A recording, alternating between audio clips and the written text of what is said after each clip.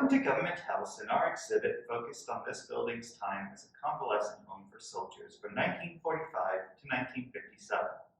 Primarily the veterans who had stayed here had served during the First World War, but some served in other wars, including the Boer War and the Second World War. However, women also made important contributions during wartime, including serving as nurses. Upon their return to Canada, some took up jobs in convalescent homes. The nurse Beatrice served during the Second World War and has returned to her home province of Saskatchewan to help veterans at Government House, joining others like Helen Nicholson, an occupational therapist who served in England, and Phyllis Horrocks, a nurse who served in Africa.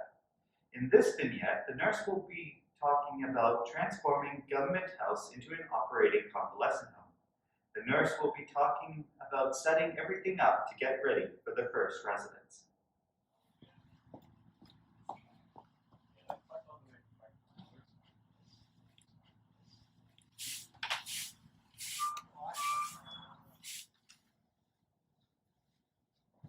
So this is the former Government House.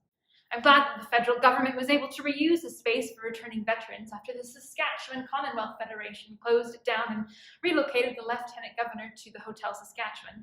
Obviously, it needed a lot of work to turn it into a convalescent home. Other than some items in the billiard room, everything was sold off at an auction. I hoped to get some dishes from here, but I couldn't. At least I was able to get a couple of items. It definitely looks more like a hospital now that they've painted all the walls white. Looks like the first residents will be arriving tomorrow morning to get settled, and it looks like there's a number of tasks that have yet to be done. Let's get the bed ready to go. I'm glad to be back from the war and in a place where washing sheets is going to be easier. Even serving in England was tough when you're having to ration everything from detergent to water. Thankfully, I'm going to be dealing with minor ailments rather than shrapnel wounds. This bed is ready for a resident now. Luckily, I'll be working with a large staff to keep them all healthy and occupied. There's going to be 3 more nurses staying with me above the main ward, which was once the ballroom. Not going to be able to dance in there anymore, but at least I'll be close to my charges. Speaking of which, I should get their activities ready. The one advantage of being a convalescent home for veterans is the overwhelming support we get from the community.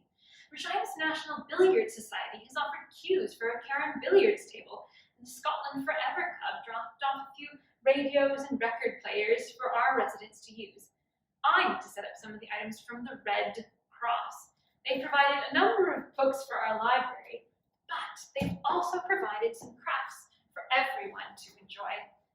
Our men have darned their socks, and now they can use those skills towards craft projects. I've heard there are going to be some national exhibitions of crafts each year, so I'm sure I'll be able to motivate some of the residents to participate if they know there's an award at the end.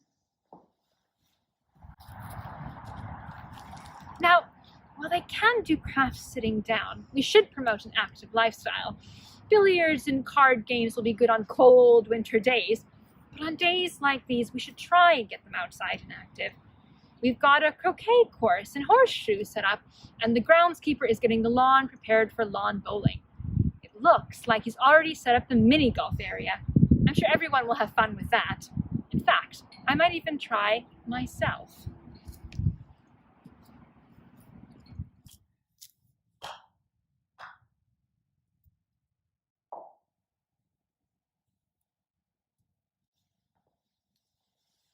So this is where the soldiers will be able to relax and play some card games. It's a shame they didn't keep the original furniture, but I suppose practicality over comfort was their main goal.